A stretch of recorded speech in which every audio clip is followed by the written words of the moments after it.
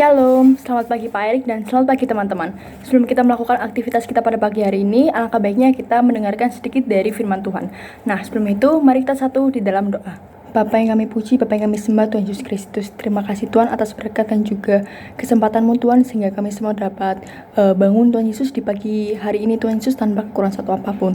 Tuhan, sebentar lagi kami akan membaca dan juga mendengarkan sedikit dari firman-Mu Tuhan Yesus. Kiranya firman-Mu ini dapat menjadi pelita bagi hidup kami Tuhan Yesus dan terang bagi jalan kami. Terima kasih Tuhan Yesus, terima kasih Kau juga urapi hamba-Mu ini Tuhan Yesus yang akan menyampaikan sedikit dari renungan pada pagi hari ini Tuhan Yesus. Kau berkati Tuhan Yesus setiap renungan yang akan kami dengarkan Tuhan Yesus hari ini dan juga hari seterusnya. Terima kasih Tuhan Yesus, di dalam tangan-Mu kami serahkan doa-doa kami. Haleluya, amin.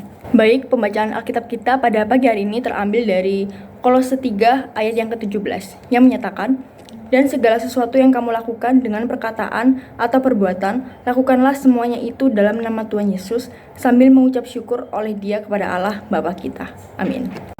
Nah, teman-teman, banyak loh orang yang berpikir bahwa pujian dan penyembahan itu hanya terjadi saat musik itu dimainkan.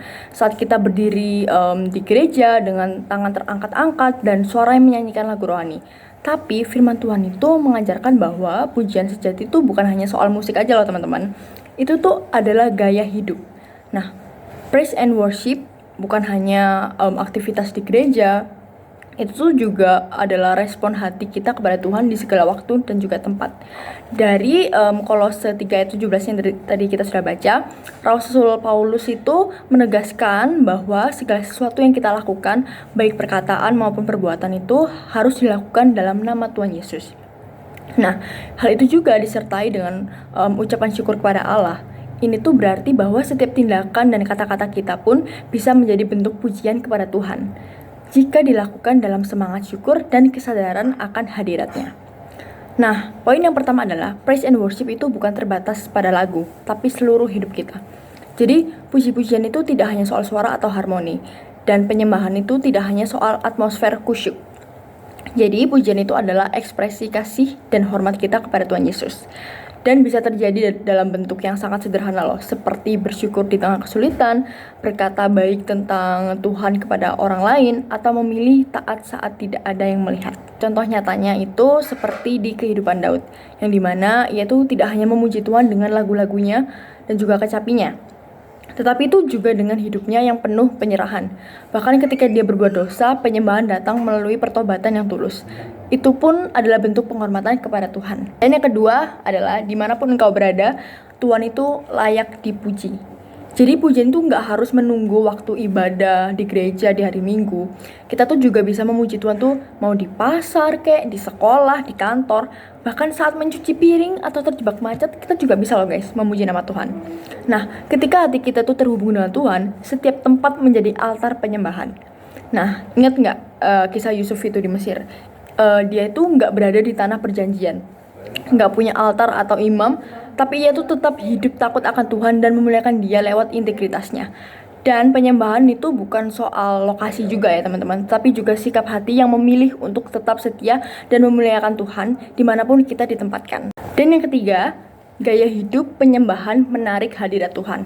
Tuhan itu ya nggak pernah mencari penyanyi yang terbaik, yang suaranya enak, yang merdu, tetapi penyembahan sejati. Nah, kalau kita pernah baca di Yohanes 4 ayat 23, itu tuh dikatakan bahwa Bapa mencari penyembah-penyembah yang benar. Nah, Tuhan itu rindu menemukan anak-anaknya yang menyembah bukan karena suasana, tetapi karena kesadaran siapa Dia itu.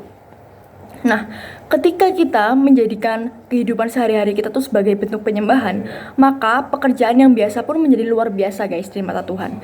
Bekerja dengan jujur, menjaga perkataan, mengampuni orang lain, memberi kepada yang membutuhkan. Nah, semua itu tuh adalah ekspresi penyembahan yang murni dan menyenangkan hati Tuhan teman-teman. Nah, dan yang keempat adalah ucapan syukur adalah bentuk puji-pujian yang sederhana tapi sangat dalam. Itu apa sih artinya? Jadi, salah satu bentuk pujian yang paling kuat dan mudah dilakukan adalah mengucap syukur. Kita tuh nggak perlu guys nunggu hal besar terjadi di hidup kita baru kita mengucap syukur. No. Jadi setiap hari penuh dengan alasan untuk memuji Tuhan. Udara yang kita hirup, kekuatan untuk bekerja, bersekolah, damai di hati, bahkan kesempatan untuk hidup, bernafas, bangun pagi adalah alasan untuk memuliakan nama Tuhan.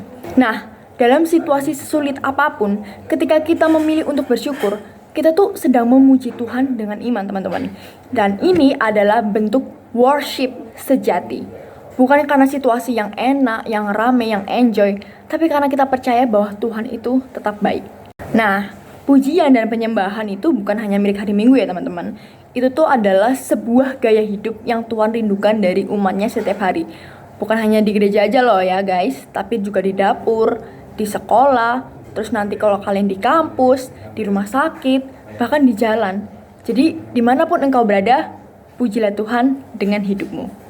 Jadikan seluruh hidupmu itu sebagai lagu bagi Tuhan. Lagu yang tidak selalu bersuara, tapi nyata lewat tindakan kasih. Kata-kata berkat, hati yang bersyukur, dan kesetiaan dalam keseharian. Itulah worship sejati yang menyenangkan hati Bapa. Teman-teman, kita sudah mendengarkan renungan pada pagi hari ini. Sebelum kita melakukan aktivitas kita yang selanjutnya, mari kita tutup di dalam doa. Bapa yang kami puji, Bapa yang kami sembah, Tuhan Yesus Kristus, terima kasih Tuhan atas berkat dan juga kesempatan-Mu Tuhan, sehingga kami semua dapat membaca dan juga mendengarkan sedikit dari renungan pagi hari ini Tuhan Yesus. Tuhan, kiranya Kau selalu menyertai kami Tuhan Yesus di setiap langkah kami Tuhan, dan kami akan melanjutkan aktivitas kami Tuhan Yesus. Kau urapi kami Tuhan dengan kuasa darah Roh-Mu Tuhan Yesus. Kau sertai Tuhan aktivitas kami dari awal hingga akhir tanpa kekurangan satu apapun. Terima kasih Tuhan Yesus, terima kasih, terpujilah nama-Mu, haleluya, amin.